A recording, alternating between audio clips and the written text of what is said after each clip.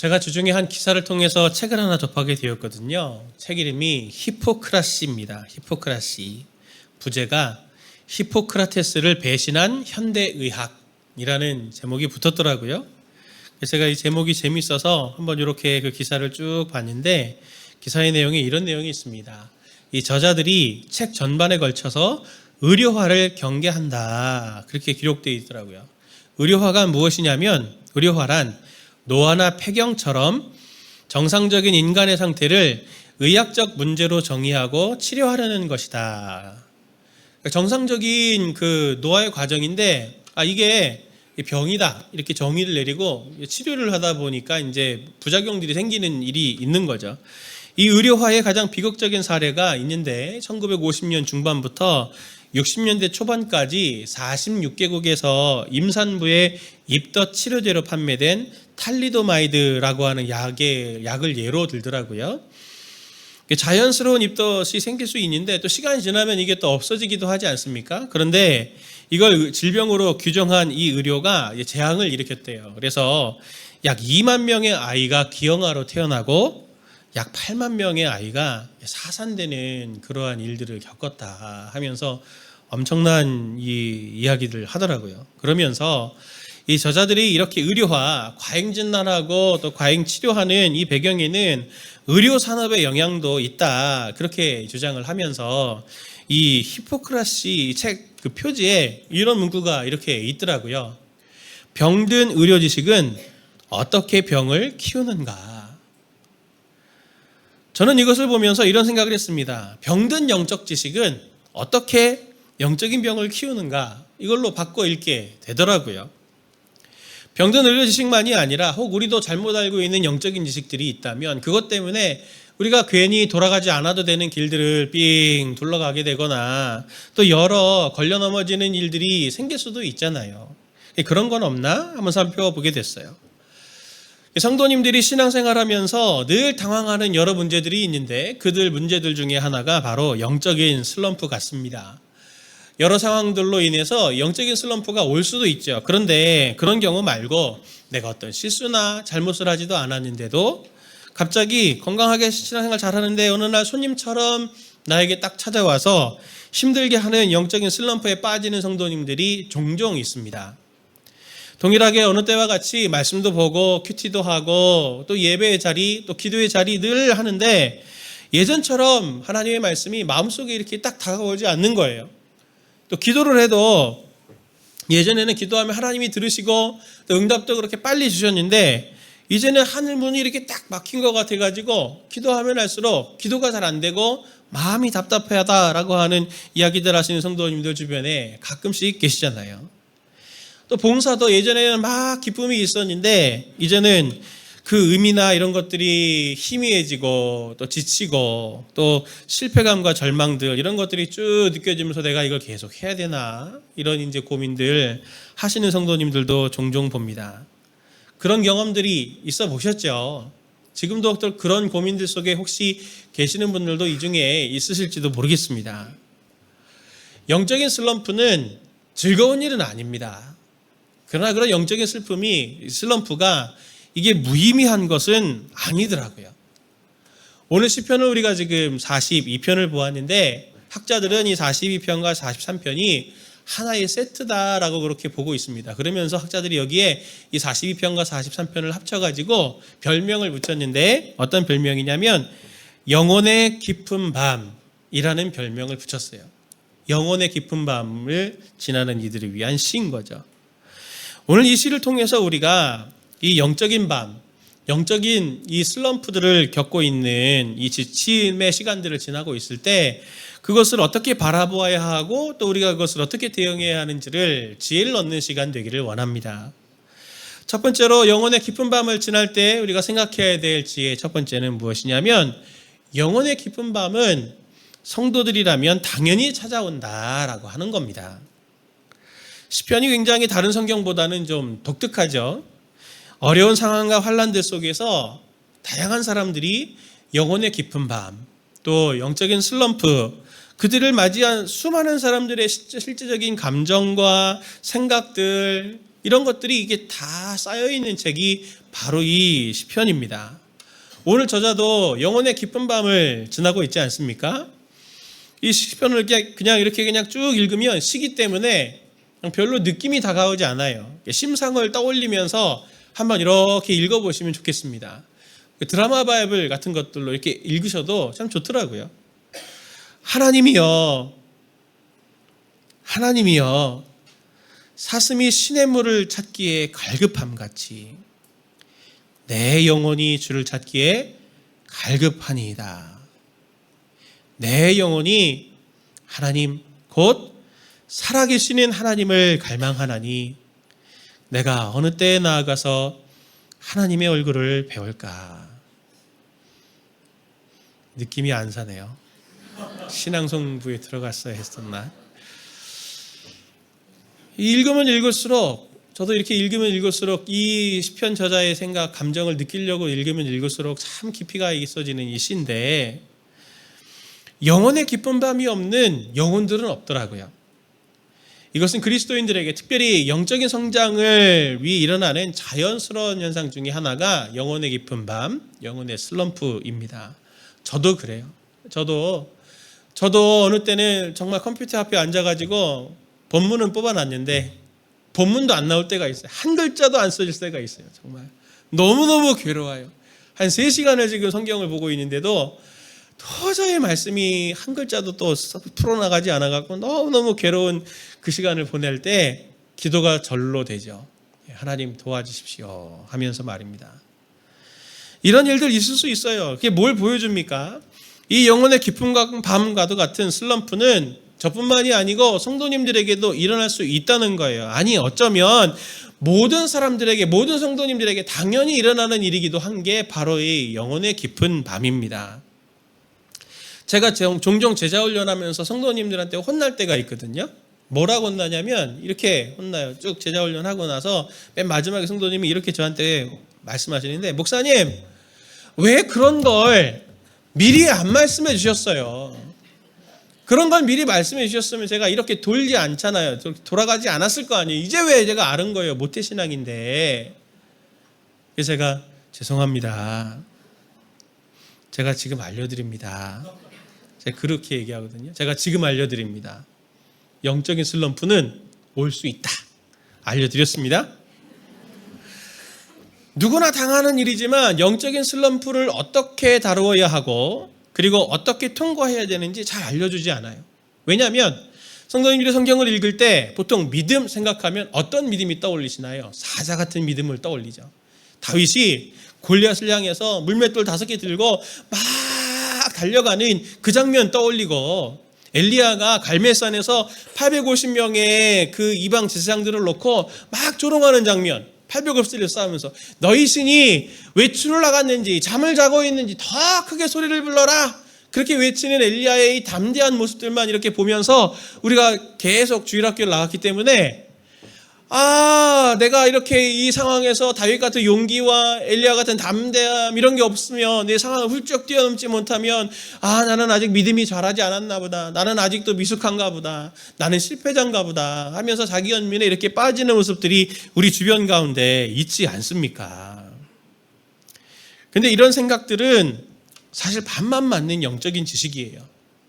우리가 세상의 영향을 받는 게 이런 영적인 지식에도 같이 영향을 미치거든요.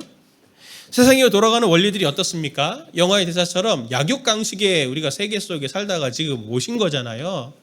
세상에서 늘 경쟁이 많다 보니까 어릴 때부터 끊임없이 비교하고 경쟁이 있다 보니 실패와 무능 그리고 실수 이런 것들은 잘 용납하지 않습니다. 이게 신앙에도 영향을 주죠. 어떻습니까? 신앙과 영적인 성장은 독수리의 날개신 같이 항상 쫙 올라가는 거예요. 가야 되면 되는 거예요. 지치지도 않고 청년이라도 장정이라도 곤비하며 자빠지되 여호와를 의지하는 자는 독수리 날개친 같이 샘을 얻으리니, 그 말씀 딱 붙들고 영적인 친시에 딱 빠지면 이게 내가 뭔가 잘못이 있구나, 이게 정상이 아니다, 이렇게 생각하는 경향이 있지 않습니까? 늘 우리 속에는 에너지가 넘치고 기쁨이 넘치고 첫사랑을 늘 그렇게 우리가 유지해야 되는 그런 것들만 우리가 머릿속에 생각을 하다 보니 영적인 밤, 이 슬럼프 이런 것들은 없는 게 정상이다 이렇게 생각들을 합니다. 제가 한때 이렇게 만년필에 빠진 적이 있었거든요. 만년필 아시죠? 예, 볼펜과는 이 만년필의 이 쓰는 감이 다르잖아요. 만년필이 그 종이에 쓸 때 그 사각사각하는 그 느낌은 사각사각이라는 이 네 글자에 다 표현이 되지 않습니다. 써보신 분들은 아실 거예요. 제가 2,000원짜리부터 샀거든요. 2,000원짜리부터 샀어요. 이건 더 샀다는 얘기죠. 10,000원짜리도 사보고 50,000원짜리도 사보고 100,000원짜리도 사보고 미쳤더라고요. 제가 이 필기구에 막 몇십만 원씩 그렇게 쓰다 제가 정신을 차리고 네가 미쳤구나. 제가 거기서 중지를 하고 다시 밑으로 내려왔는데, 쓰다 보니까요 이게 만년필마다 갖고 있는, 회사마다 갖고 있는 특징이 있고, 이게 섬세함이 있고, 이 느낌이 있고, 이게 다 다르더라고요. 그러니까 이 호기심이 돼가지고 저것도 써보고 싶고, 이것도 써보고 싶고, 막 이제 그런 마음이 막 생기는 거예요. 이게 뭐가 비슷하냐면 그런 것 같아요. 자매들이 입을 옷이 하나도 없어 하는 거와 비슷해요. 제가 볼 때 똑같은데 색깔이 달라, 안 맞아, 길이가 다르잖아. 그런 거와 비슷한 것 같습니다. 만년필도 들어가니까 세계가 펼쳐져요. 월드가 있어요. 월드가. 근데 가만히 보니까 공구에도 월드가 있어요. 카메라에도 월드가 있어요. 지금 제가 유튜브 EBS 이게 봤는데 세상에 치즈에도 월드가 있더라고요. 저는 그냥 치즈는 다 슬라이스 치즈만 먹었는데 전체로 먹는 치즈가 있고, 반찬으로 먹는 치즈가 있고, 샐러드로 먹는 치즈가 있고, 후식으로 먹는 치즈가 있고, 치즈 월드가 있더라고요. 치즈 월드. 심지어 김치도 3개가 있더라고요. 김치 3개. 예. 근데 영적인 세계는 없겠습니까? 치즈도 3개가 있는데 영적인 세계는 왜 없겠냐고요. 당연히 있지 않겠어요? 제가 헬리나 웬의 책을 대학 들어가서 처음 읽었을 때 그 충격이 저한테 아직도 생생합니다. 헬리나 웬의 책을 제가 이렇게 읽고 있는데, 유명하다고 그래서 건강하다고 해서 제가 읽는데 말은 이해가 돼요. 제가 이게 무슨 말인지는 알겠어요. 한글말은 이해가 되는데 의미를 모르겠어요. 이 말을 왜 하는 거지? 이게 무슨 의미를 갖는 거지? 이해가 안 되고 공감이 안 돼서 참 어려웠어요. 그래서 제가 내 선배한테 헬리나 웬의 이런 얘기들 이해가 잘 안 된다 그랬더니 그 선배가 저한테 해준 얘기가 그래요. 정건아, 이해가 안 되는 것은, 그런 영적 도서를 읽다가 이해가 안 되는 것은 네가 아직 그 영적인 단계에 이르지 못해서 그런 거야. 나중에 좀 영적으로 성장하고 나서 다시 보면 그게 이해가 될 거다 그랬는데 정말 그렇더라고요. 나중에 제가 영적으로 시간이 지나서 영적으로 성장한 다음에 다시 이해가 안 됐던 헬리나 웬의 책을 딱 읽어보니까 이 말이 이 뜻이구나 하는 게 그게 이해가 되더라고요. 영적인 세계는 분명히 있습니다. 그 깊이는 더 깊어져 가야 될 텐데 어떻게 깊어져 가나요?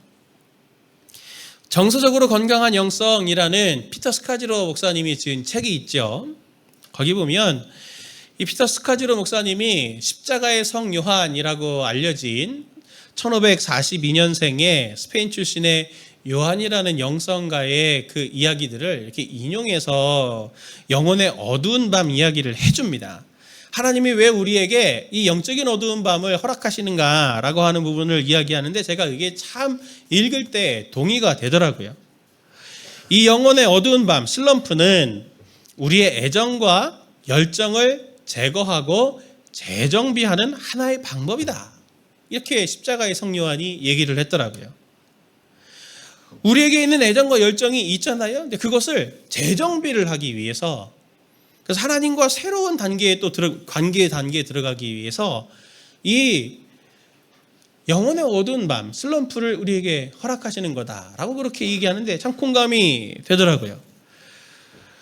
그러면서 피터 스카지로 목사님이 이 십자가의 성 요한을 인용하면서 영혼의 어두운 밤의 유익에 대해서 얘기하는데, 이 영혼의 어두운 밤이 영적 성장을 막는 7가지의 치명적인 영적인 결함을 보호해주는 역할을 한다. 그 얘기를 하더라고요. 제가 그거를 같이 인용하면서 제가 해설을 좀 제가 붙여드리도록 하겠습니다. 영적인 성장을 막는 7가지 치명적인 결함들이 있거든요. 영적 결함. 첫 번째가 뭐냐면 교만입니다. 교만. 다른 사람을 정죄하고 내가 알고 있는 지식으로 다른 사람을 정죄하고 잘 그들의 잘못에 대해서 인내심을 잘 갖지 못하는 그런 영적인 교만에 우리가 빠질 수 있죠. 근데 영혼의 어두운 밤을 거치면 나의 지혜와 지식이 하나도 도움이 안 되는구나 하는 것들을 뼈저리게 느끼게 됩니다. 그래서 진짜 영적인 교만에서 겸손으로 나아가게 되죠. 두 번째는 영적인 탐욕입니다. 끊임없이 지적으로만 배우려고 들려고 하는 그런 영적인 탐욕에 우리가 빠질 수 있어요. 그런데 성경을 통해서 이 교리의 공부들을 통해서만 알 수 있는 게 아니거든요. 더 깊은 하나님과의 인격적인 만남을 통해서 시간을 들여서 하나님과 인격적인 만남을 통해서 얻게 되는 그 깊이 있는 그것들을 이 영혼의 어두운 밤을 지나갈 때야만 그것을 알게 됩니다. 그래서 이 지식적으로 아는 것을 전부라고 생각하는 이 한계를 극복하게 만들어주죠. 세 번째는 영적인 사치입니다. 우리가 하나님을 믿을 때 하나님 자신보다도 하나님이 주시는 그 무엇, 그분이 평안을 주신다든지 물질을 주신다든지 건강을 주신다든지 하는 그런 것들만 늘 우리가 사모하고 있었는데 영혼의 어두운 밤을 거치면서 이 모든 것들이 다 있어도 마음속에 끊임없이 이렇게 오늘 시편 저자처럼 하나님께 대한 갈망이 일어나는 것들을 보면서 하나님이 정말 나에게 필요한 거구나 라고 하는 것들을 깨달아가게 되는 영적인 그러한 이 사치, 이런 것들을 뛰어넘게 되는 거죠. 네 번째는 분노, 감정입니다. 첫사랑의 그 애틋함, 하나님을 처음 알았을 때의 그 뜨거운 감정들이 있었는데 그게 딱 없어지면은 마음이 어떻습니까? 초조해하고 불안해하고 평정심을 잃게 됩니다. 그런데 영혼의 어두운 밤을 거치게 되면 내가 하나님께 이렇게 뜨겁게 감정이 없어도 하나님은 여전히 나를 사랑하시는구나. 나는 하나님을 신뢰한다라고 하는 믿음의 깊이가 깊어져 가는 것을 경험하게 돼요. 다섯 번째는 영적인 과식입니다. 주님이 지라고 하는 십자가 대신에 아이처럼 즐거운 것만 찾으려고 하죠. 늘 나에게 짜릿한 기쁨을 주는, 내가 원하는 그런 재미있는 것들만 찾으려고 하는데 영혼의 어두운 밤을 거치게 되면은 이게 즐거우냐 고통스러우냐 이런 거 다 떠나서 분별력을 가지고 이게 하나님이 기뻐하시는 거구나, 이게 나에게 유익이 되는 거구나 라고 하는 것들을 깨달아 선택하는 영적인 깊이 단계로 들어가게 됩니다. 여섯 번째는 영적인 시기심이에요. 끊임없이 다른 사람들과도 영적으로도 비교하는 거죠. 근데 그러한 이 비교의식과 시기심이 영적인 어두운 밤 슬럼프를 거치고 나면 다른 사람들은 어떻더라도 항상 하나님은 내가 하나님께 잘 보여서가 아니라 있는 그대로 나를 사랑해 주시는구나 라고 하는 것을 깨달아 알게 됩니다. 마지막 일곱 번째는 나태함이죠. 힘든 일을 보면 우리는 다 도망치고 싶지 않습니까? 하나님이 너에게 십자가를 지라 라고 그렇게 말씀하시면 하나님이 힘들어서 싫어요, 저 왜 희생해야 돼요? 하는 그런 생각들을 하다가도 이 영적인 슬럼프를, 영적인 어두운 밤을 지나고 나면 인내를 마침내 배워서 울면서라도 하나님께서 가라고 하시는 그 길을 억지로라도 걸어가게 되는 그 과정을 통해서 인내를 배우고 하나님과 함께 동행하면서 기복이 좀 줄어드는 한결같은 페이스를 가지고 믿음의 길을 걸어가는 영적인 성숙을 얻게 됩니다. 제가 그냥 쭉 이렇게 읽었지만, 설명을 드렸지만 꼭 유튜브로 다시 보시면서 한 번씩 의미를 이렇게 다시 한번 되새길 수 있으면 굉장히 큰 유익이 되실 것 같아요. 이 7가지 영적인 결함들을 꼽아보면 꼽아볼수록 이것들을 훈련하는 데는, 극복하는 데는 영적인 어두운 밤이 우리에게 얼마나 유익인가라고 하는 것을 뼈저리게 알게 됩니다. 성경의 인물들도 보십시오. 분명히 영적인 어두운 밤이 있었어요. 아브라함도 하나님께서 너에게 자녀를 주겠다, 아들을 주겠다고 약속하셨지만 하나님이 이거 언제 주실 거예요? 너무 시간이 오래 가니까 나중에 하갈을 통해서 이스마엘을 낳잖아요. 이스마엘을 낳고 하나님 앞에서 나중에 진짜 이삭에 대한 약속을 받을 때까지도 12년이라고 하는 침묵의, 하나님의 침묵의 영적인 어두운 밤이 있었어요. 요셉도 하나님께서 주신 그 환상의 꿈들을 꾸었지만 마침내 요셉의 이 총리가 이르기까지 17살 때 꿈을 꾸고 마지막 30세에 그렇게 총리가 될 때까지 12년, 13년의 시간이라고 하는 영적인 어두운 밤에서 보디발의 그 노예로 그리고 왕의 감옥에서 갇힌 죄수의 신세로 그 시간들을 영적인 어두운 밤으로 잘 준비된 게 있었기 때문에 그들이 하나님의 약속의 사람들로 마침내 설 수 있었던 거 아닙니까? 하나님의 사랑하시는 사람들에게는 반드시 이렇게 영적인 어두운 밤이 있게 마련입니다. 우리 성도님들에게도 이런 것들이 다가올 때 올 게 왔구나, 그렇게 생각하시면 될 것 같아요. 두 번째로 영적인 어두운 밤을 지날 때 우리가 생각해야 될지에는 중요한 것은 꺾이지 않는 마음이다 그런 겁니다. 눈치채신 분들도 계시겠지만 이 말은 리그 오브 레전드라고 하는 컴퓨터 게임이 있습니다. 이 컴퓨터 게임에 2022년 월드 챔피언십에 참가한 프로게임단 DRX의 소속 프로게이머 김혁규 선수가 인터뷰할 때 했던 자기가 한 말이에요. 이걸 제가 왜 말씀드리냐면 이 말이 2022년에 제일 많이 유행했던 그 유행어라 하더라고요. 저는 중요한 건 꺾이지 않는 마음입니다. 졌지만 꼭 중요한 건 꺾이지 않는 마음입니다. 이 말이 이 신앙의 원리에도 전 그대로 적용된다고 생각을 해요. 시편 저자는 1절에서 자신을 광야에서 목말라 물을 찾는 사슴으로 비유를 하면서 그가 찾는 물이 지금 누굽니까?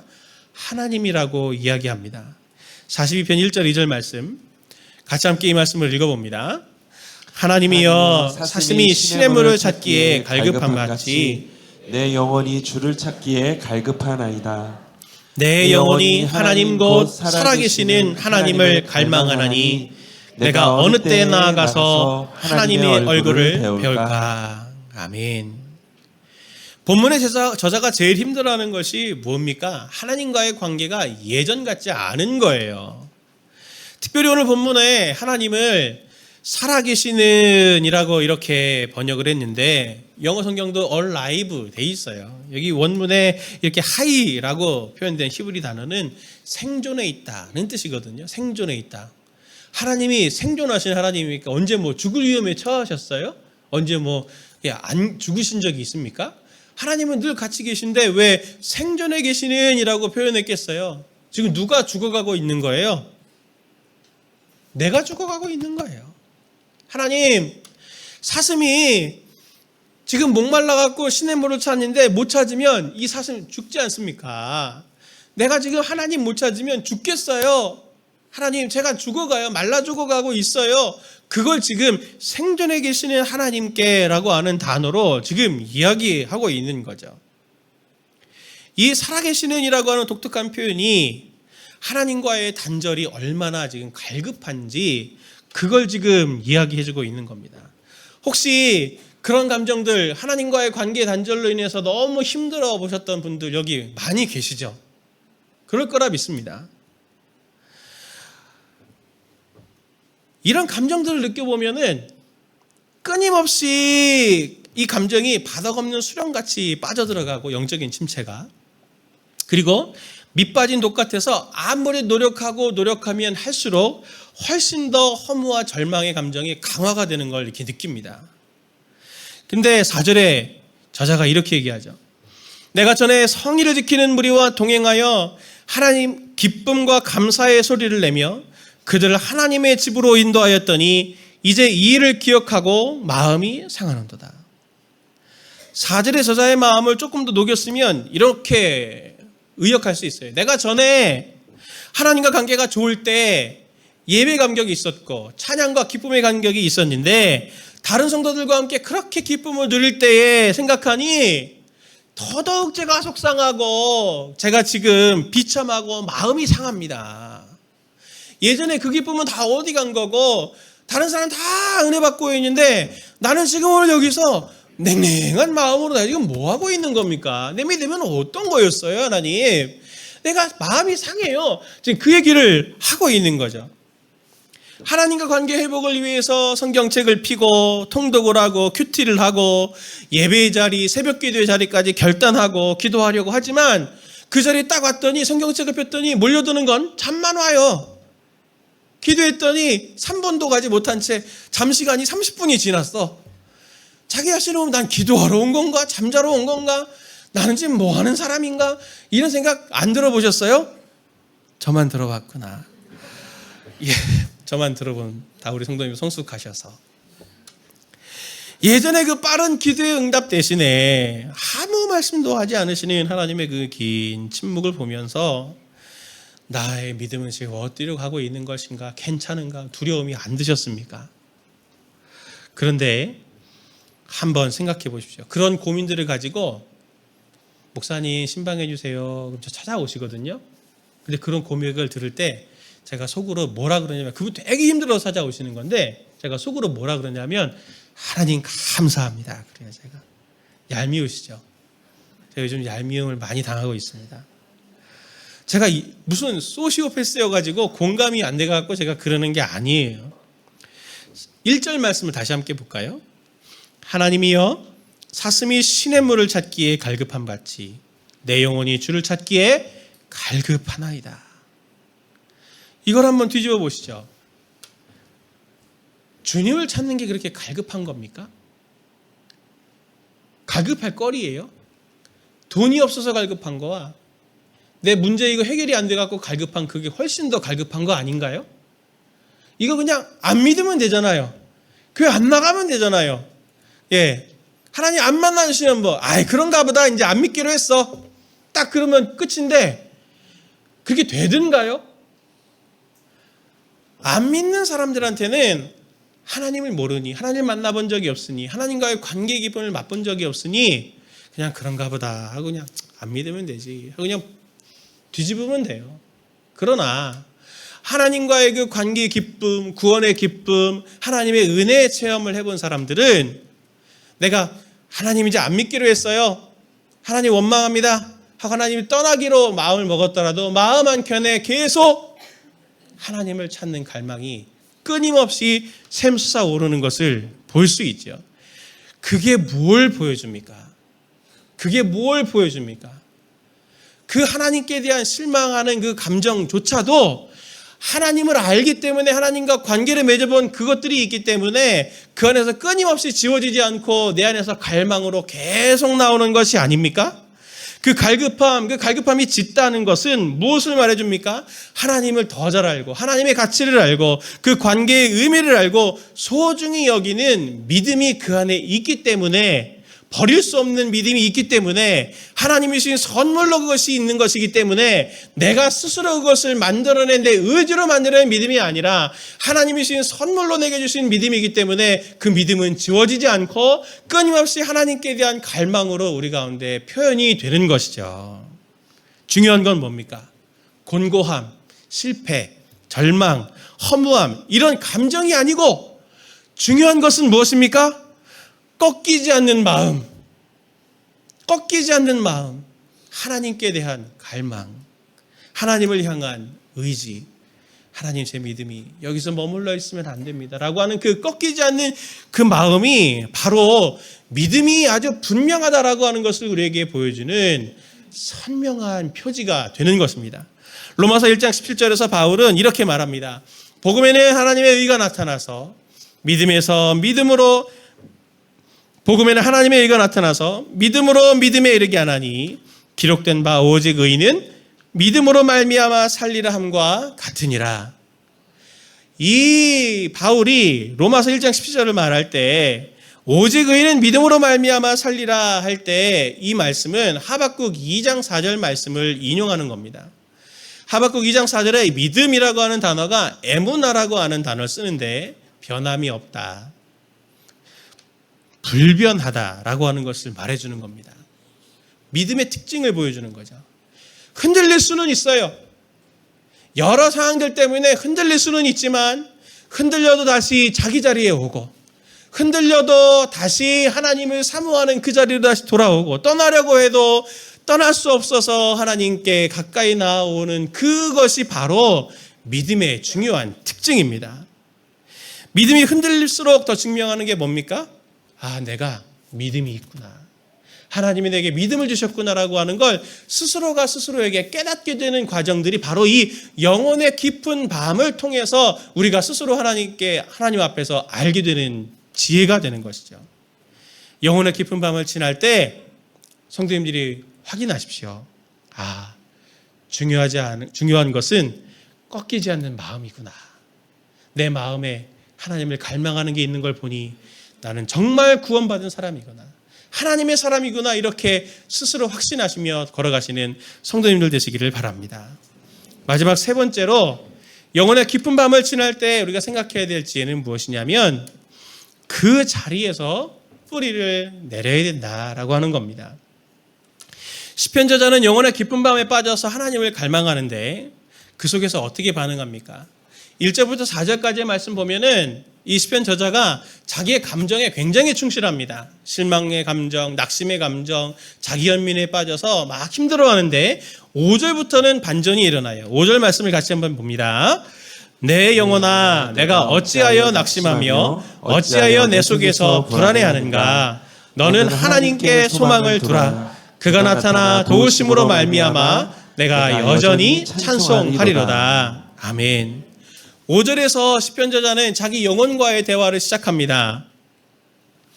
내 영혼아, 내가 어찌하여 낙심하며 어찌하여 내 속에서 불안해하는가 할 때 여기에 불안하다라고 하는 말이 히브리 원문을 보면은 이렇습니다. 하마. 우리가 이렇게 답답하고 속상한 일 있으면은 어떻게 하십니까? 하시잖아요? 한숨이 나오잖아요? 히브리 사람들은 하는 모양입니다. 의태어예요, 이게. 윙윙 소리를 내다, 신음을 내다 라는 뜻이에요. 하면서. 왜 너 한숨 쉬냐? 너 그렇게 한숨 쉬는 것 대신에 소망을 두라 라고, 하나님께 소망을 두라 이렇게 얘기하죠. 소망을 두다라고 하는 히브리 단어는 야할이라는 단어예요. 이게 직역을 하면 기다리다 라는 뜻이거든요. 그냥 기다리는 게 아니고 어떤 기다리냐면 이런 기다림입니다. 지금 여름에 한참 농번기잖아요. 농부들이 이 뜨거운 태양볕에 이 열기를 이겨내면서 지금도 열심히 농사를 지을 때 뭘 기대하고 농사를 짓겠습니까? 추수 때에 있을 그 추수물들을 생각하면서 땀을 흘리면서 지금 노동으로 이 추수 때를 기다리는 그게 바로 이 야할이에요. 지금 너에게 한숨이 나오고 너에게 정말 하고 공허함이 너를 그렇게 짓누르지만 기다려라. 기다리면 어떻게 된다고 말합니까? 그가 나타난다. 여호와께서 나타나신다. 나타나셔서 너를 도우심으로 말미암아 여전히 찬송하게 되는 일들이 일어나게 될 거야. 기다려라. 그렇게 지금 오늘 시편 저자가 우리에게 교훈을 줍니다. 사람들은 영혼의 깊은 밤, 영적인 슬럼프에 빠지면 빨리 탈출하려고 그래요. 빨리 그 슬럼프를 탈출하려고 하는데 탈출하려고 하면 할수록 어떤 일이 생깁니까? 더 지쳐요. 더 힘들어요. 할 수 없다는 절망감이 더 나를 엄습하게 됩니다. 무기력을 맛봐요.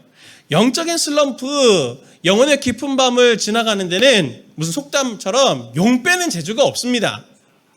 영혼의 슬럼프를 지나는 방식은 5절 말씀처럼 하나님을 기다리면서 은혜 주실 하나님을 기다리면서 그 자리를 버티고 있는 거예요.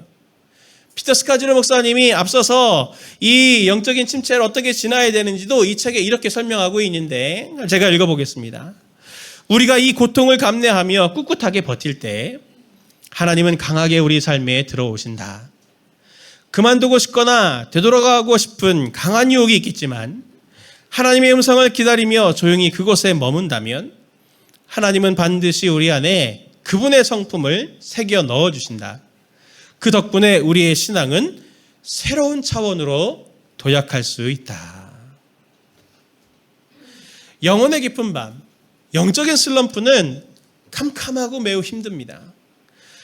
그러나 그것이 힘들지만 하나님이 주시는 그 무엇이 아니라 하나님과 나, 환경이 아니라 하나님과 나, 그 단독자와 단독자가 서로 만나서 다시 한번 서로의 필요와 서로의 관계 이런 것들을 점검하고 뿌리를 내리는 시간들이 되는 것이죠.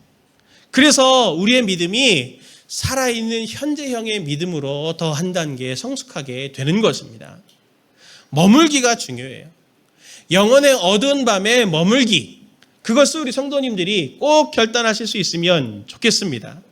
하나님께서 허락하신 그 자리를 묵묵히 잘 버텨내십시오. 여전히 기도의 자리에서, 여전히 말씀의 자리에서, 그리고 하나님의 음성이 들리지 않고 여전히 시험이 든다고 할지라도 여전히 부르심과 섬김의 자리에서 그 자리를 잘 버텨내시는 게 정말 중요합니다. 지칠수록 더 가열차게 거기에 남아있으려고 하십시오. 아무것도 없고 아무 힘도 없고 아무 소용도 없고 아무 의미도 없고 아무 소망도 없는 그 상황, 그 절망의 자리에서 하나님을 만나게 되면 그 자리에서 만난 하나님은 평생 잊지 못할 하나님이 되실 겁니다. 시편 42편 5절의 저자가 분명히 말합니다. 내 영혼아 어찌하여 낙심하며 어찌하여 내 속에서 불안해하는가. 너는 하나님께 소망을 두라. 너는 하나님을 기다리라. 그가 나타나 도우심으로 말미암아 내가 여전히 찬송하리로다. 절망이 깊은 그 자리를 힘내어 지키고 계십시오. 저자는 그걸 우리에게 이렇게 당부합니다. 이제 한 학기가 마치고 다락방도 이제 방학이 되었어요. 제가 한 주간 방학을 앞두고 우리 순장님들과 성도님들을 생각하면서 하나님 앞에 기도한 기도의 제목이 그거예요. 하나님, 이 방학이 이분들에게 영적인 침체가 되지 않기를 원합니다. 하나님, 이 시간들이 오히려 이 방학의 시간들이 거꾸로 나의 연약한 지점들, 영적으로 성장해야 될 지점들을 뒤를 뒤돌아보면서 하나님 앞에 기도 제목으로 삼는 시간이 되기를 바라고, 또 혹시 한 학기를 지나면서 지쳤던 순장님들이나 성도님들이 계시다면은 그 자리를 놓지 않기로 오늘 이 말씀을 생각하면서 끝까지 믿음의 경주를 잘 달려가서 영적인 어두운 밤, 영적인 침체 같은 그 자리를 끝까지 잘 버텨내서 한 단계 더 성숙한 믿음들이 될 수 있도록 하나님 은혜를 주십시오. 제가 그렇게 기도하며 오늘 말씀을 준비한 겁니다. 사랑하는 성도님들, 지치는 그 자리 포기하지 마십시다. 저도 포기하지 않겠습니다. 응답이 없더라도 기도의 자리 놓치지 마세요. 자더라도 나와서 기도하며 주무시고, 성경책 펴고 자는 일이 있어도 펼쳐놓고 자시고, 어떻게든 큐티라도 해보시려고 하시고, 안 들려도 어떻게든 몸부림치는 그 시간이 쌓여갈 때 그 시간들을 통해서 하나님은 반드시 성도님들을 만나 주실 겁니다. 사랑하는 성도님들, 주인의 손을 기다리는 여종같이 저와 성도님들이 하나님을 기다리며 이 한 주간을, 이 시간들을 잘 승리하시는 저와 성도님들 되시기를 간절히 축원합니다.